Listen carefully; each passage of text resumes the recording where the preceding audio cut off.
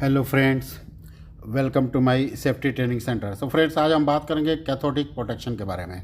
Cathodic protection वो होता है कि आयरन और स्टील में जो इलेक्ट्रोकेमिकल कोरोजन होता है उसको निकालने के लिए वो फार्मूला यूज़ किया जाता है जो मेटल सरफेस को डैमेज नहीं करे।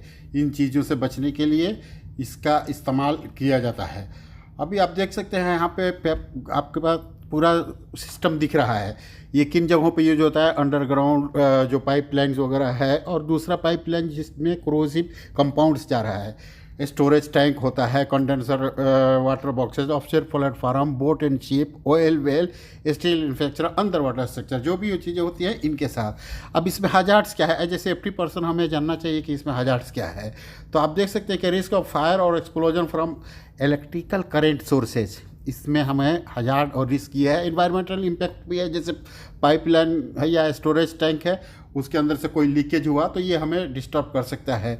अभी इसका रिस्क कंट्रोल कैसे करेंगे? MSRA, PTW, लोगों के साथ ट्रेनिंग, और जो भी नियर बाई इलेक्ट्रिकल सिस्टम्स है उसे हम प्रोटेक्ट करेंगे ताकि कोई भी दूसरा एक्सीडेंट नहीं हो।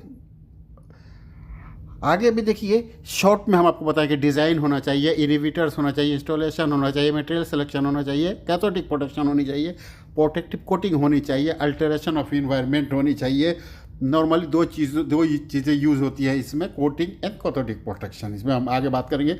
टूल्स देख लीजिए, फोटो आप देख सकते हैं, मैंने फोटो रख दिया है ताकि आपको समझ में आए। Digital multimeter, clamp on multimeter, soil resistivity meter, megger, reference electrode जो अंदर हम लोग डालते हैं वो है। तो ये सारी चीज़ें आपके सामने है। अभी देख लीजिए इसमें कौन कौन से जो एनोड होता है, what are the kind of sacrificial anode materials. ये कॉन्टेंट मटेरियल्स दिया हुआ है, जिंक, मैग्नीशियम, एल्युमिनियम, ये ज़्यादातर हम यूज़ करते हैं। कॉजेज ऑफ कोरोजन क्या होता है? Humidity, oxygen, chemical salt, temperature, और जो भी एयरबॉर्न गैसेज होता है। एयरबॉर्न गैसेज का मैंने कुछ डिटेल्स लिख दिया है, जैसे dust gases, fume, vapour, mist in the air. ये चीज़ें अगर होंगी तो डैमेज होने का चांस होता है। हाउ टू डिटेक्ट कोरोजन, उसका देखिए, ये मशीनरी है, इसके जरिए हम पता करते हैं कि इसके अंदर कोरोजन है कितना है, मेटल पैथ हुआ है, इंस्टॉल MG होगा, और नोड माइनस या प्लस में, जो कैथोड है प्लस में है या नोड माइनस में है। तो इन चीज़ों के जरिए हम पता करते हैं कि कितना % कोरोज है। अब देखिए, अब इसमें एक और क्वेश्चन मैंने लिखा है कि when should the initial test of the cathodic protection system be completed.